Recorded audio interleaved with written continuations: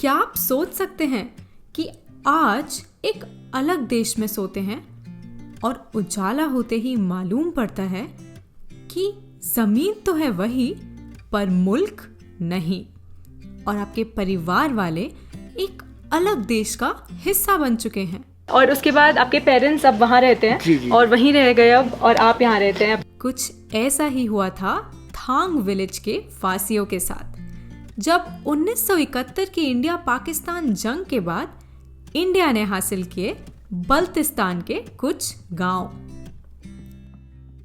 इस सलाह में मोहब्बत भारतीय फौज को, मेहनत से सद्भावना चलाने के जोश को। आज मैं आपको लेके चलती हूँ एक ऐसे ही गांव में जहां टूरिज्म हमारे वहां जाने से सिर्फ 1.5 महीने पहले ही चालू हुआ था। तो जानते हैं कि इस दर्द भरी घटना के बावजूद इन मुस्कुराते चेहरे और खामोश कर देने वाली सुंदरता के पीछे और कितने किस्से कहानी छुपे हैं। मतलब आप राजा हैं।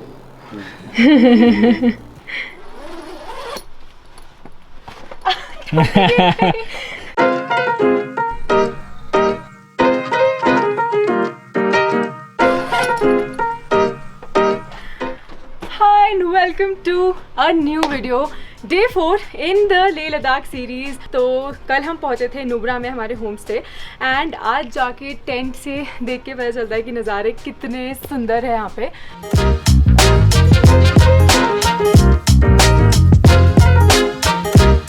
Like I said yesterday, आज के प्लान में है तुर्तुक विलेज जाना, जो कि कुछ 2.5 आवर्स की ड्राइव होने वाली है।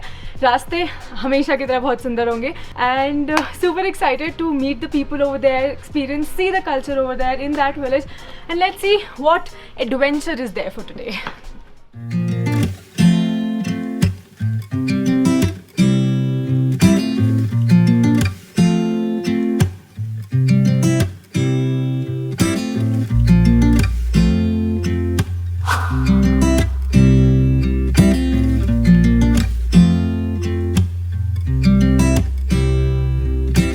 वो कहते हैं ना, कुछ सफर खूबसूरत होते हैं मंजिल से भी। नुब्रा से तुर्तुक तक के सफर जितनी खूबसूरती शायद ही मैंने पहले कभी देखी थी। You know, one of those places that make you completely lost.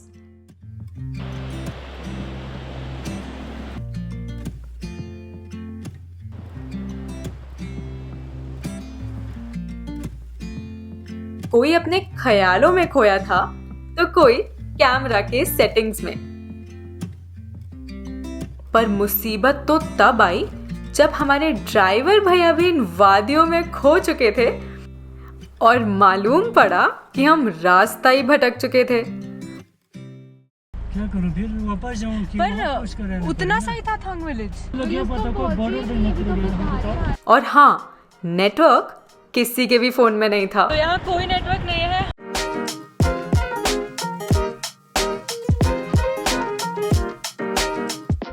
हमें पूछ के आना था। BSNL आ रहा है क्या? मतलब और कोई नेटवर्क तो नहीं आ रहा। हाँ तो वही होगा ना। भैया आगे अगर रास्ता नहीं है तो मत लो।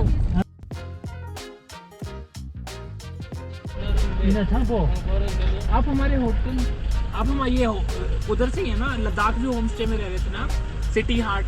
अच्छा हाँ, हमने आपको देखा था। अरे हेलो हाय, अरे अंकल से मिले थे। ठीक है ठीक है, बाय, थैंक यू।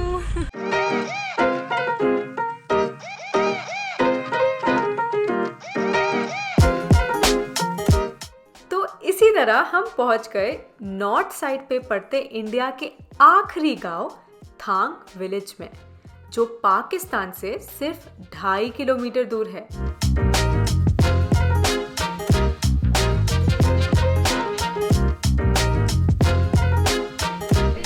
आपके नाम बताओ। इम्तियाज़ अली। हाँ, इम्तियाज़ अली। अच्छा, तो तमाशा आपने बनाई है। कौन सी क्लास में बताओगे? फोर्थ। आप कौन सी क्लास में? 3। पढ़ाई अच्छी लगती है आपको? पढ़ाई करना अच्छा लगता है? नहीं लगता। खेलना अच्छा लगता है आपको? कौन सा गेम बताओ? मुझे वॉलीबॉल, क्रिकेट। क्रिकेट? और पता है, यहाँ आने से पहले किसी ने हमें कहा था कि गोबा अली जी से जरूर मिलना, वो आपको बहुत दिलचस्प किस्से कहानियां सुनाएंगे। तो बस उन्हीं की तलाश में हम पहुंच गए इस म्यूजियम।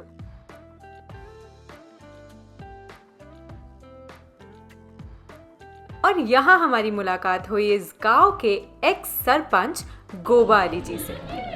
तो अब हम पहुंच गए हैं थांग विलेज, जो कि आखिरी विलेज है। यहाँ तक ही आया जा सकता है, यहाँ कोई होम स्टे नहीं है, यहाँ कोई मतलब ऐसे हम रह नहीं सकते कहीं जाके। एंड उसके आगे पाकिस्तान आ जाता है, जो 5 साल की उम्र से भारतीय फौज का हिस्सा है। आप सोच रहे होंगे ना कैसे, अब सब कुछ मुझसे ही सुन लेंगे क्या? चलिए सुनते हैं उनकी कहानी उन्हीं के जुबानी।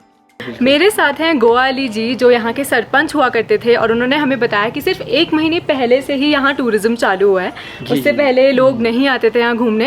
एंड आई मस्ट से कि आपका घर, आपका पूरा गार्डन बहुत अच्छे से मेंटेन्ड है और हमें बहुत शांति मिली और बहुत अच्छा लगा यहाँ आके। तो थैंक यू। एंड उनकी स्टोरी बहुत ही ज़्यादा इंटरेस्टिंग है। तो सबसे पहले तो 1971 के जो जंग हुआ है, तो उस जंग एक अनोखा जंग था। वहाँ पर जो पाकिस्तान और इंडिया का जंग, तो जंग की तरह नहीं था, मतलब 1-2-3 श्रृंखला में जंग लड़ा। उसके बाद पाकिस्तान एक एक करके छोड़ चला गया।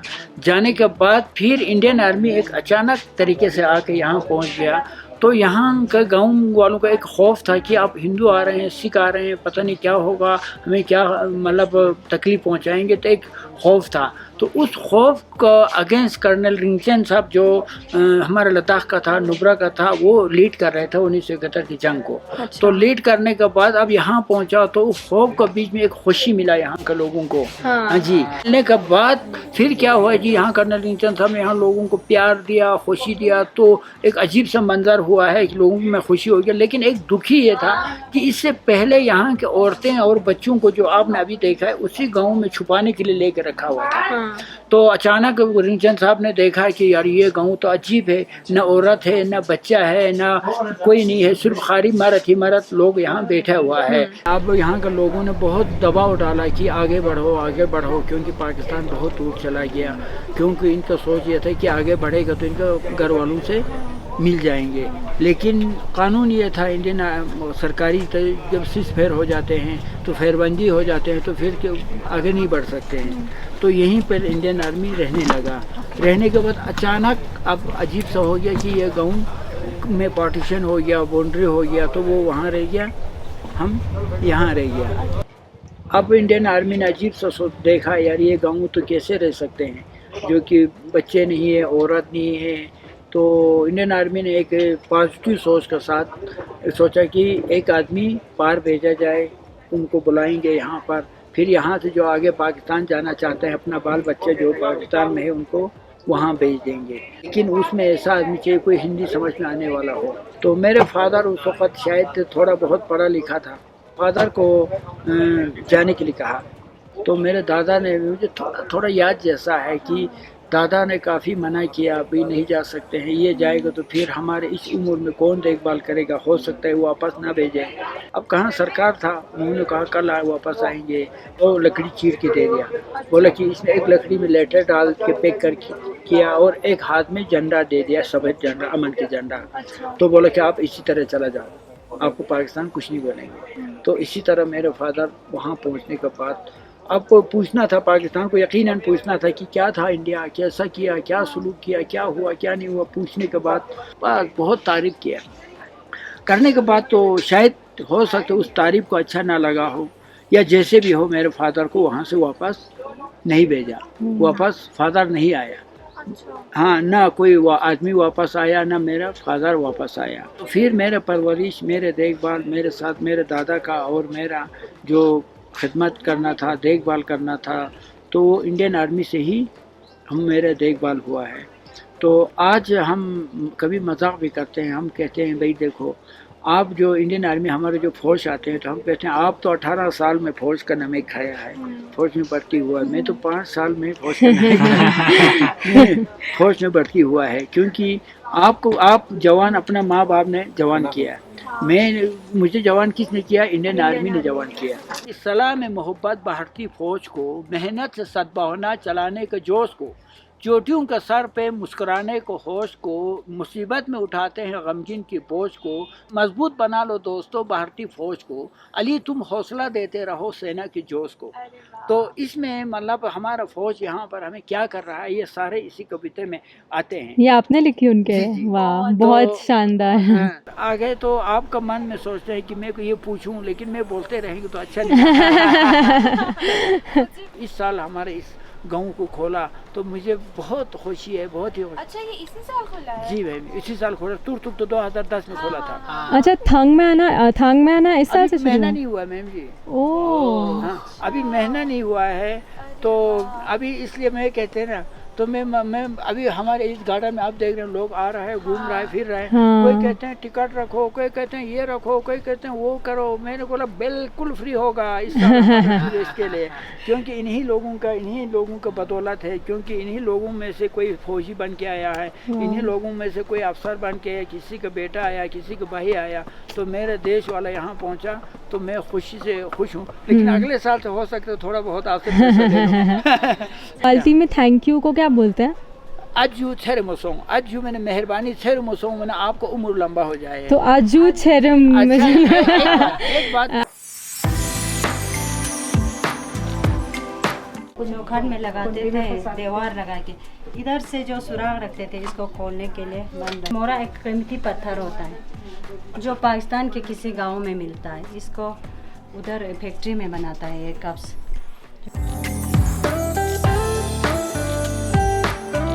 तो जैसे कि आपने सुन ही लिया होगा, कहानी बहुत इंटरेस्टिंग है। तो आप जब भी यहाँ आए, make sure you meet Gowali ji. And बहुत बहुत सुंदर नज़ारे हैं यहाँ के, बहुत ही अच्छा लगा यहाँ के। बॉर्डर व्यू पे जा रहे हैं, पता नहीं, गाँव देख रहे हैं।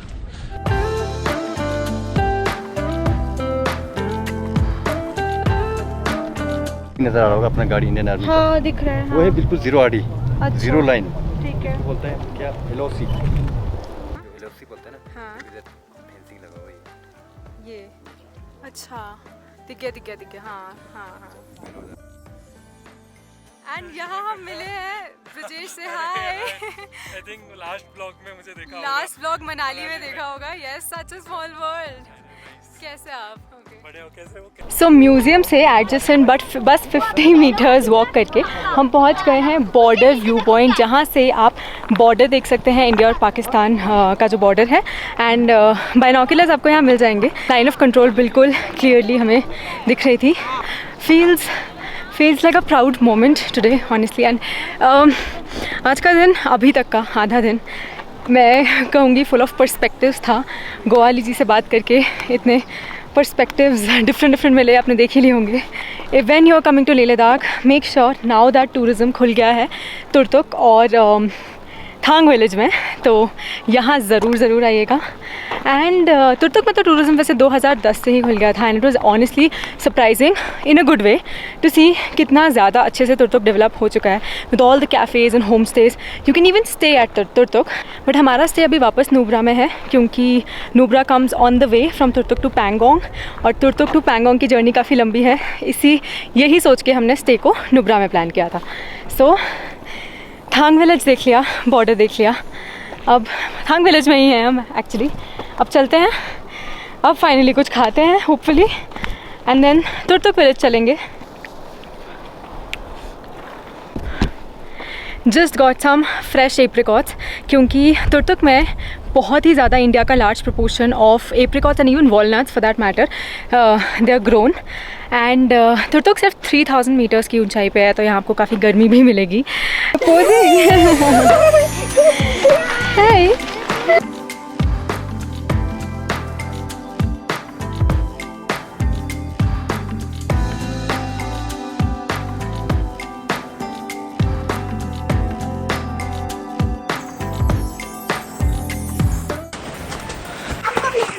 हेलो। हाँ, आप म्यूजियम दिखाओगे? दिखाओ ना।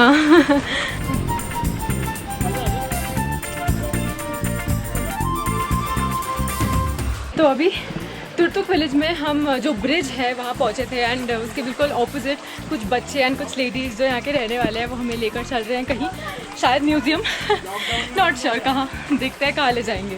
बताइए क्या है, कहाँ लेकर आए हो, बताओ। आप इधर आए हो।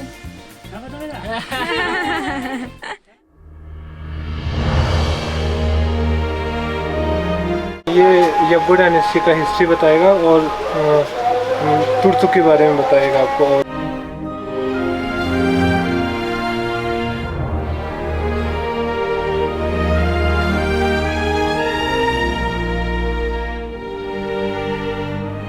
ये दरबार का रूम है, दरबार का राजा यहाँ से आकर के यहाँ दरबार करते थे। अच्छा। इसी दरबार के रूम में राज सामान रखा हुआ है।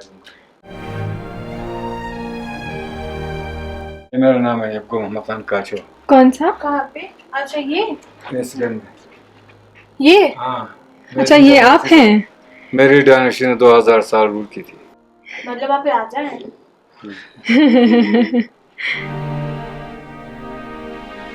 ये है राजा की बालकनी से व्यू। वाओ। आप कब से रहते हैं यहाँ तुर्तुक में? बोर्न यहाँ पे हुआ है। अच्छा, तुर्तुक में। आपका नाम क्या है? मेरा नाम शहनवाज है।